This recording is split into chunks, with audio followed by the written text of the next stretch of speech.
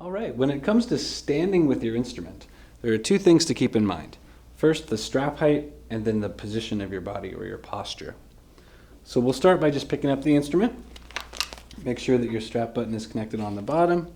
Make sure your strap is straight. Connect the strap button on top. And go ahead and bring it over your shoulders. Now I like a height right about here, kind of halfway. A higher strap is nice. You can bring it way up here. It makes it a little easier on this hand because your wrist can be more straight.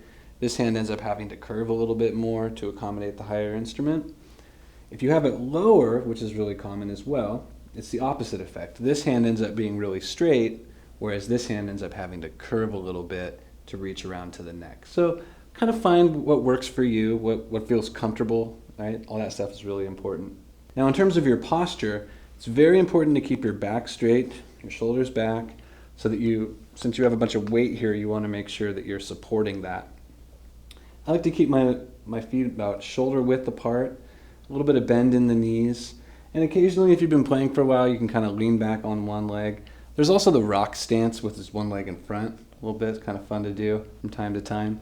Now, of course, depending on the style of music you're playing, you may be walking around the stage, jumping around the stage, staying in one place, sitting. But in general, this is a good way to think about it. Just nice and loose in the knees, shoulder length apart in the feet, back straight, looking at your audience and smiling.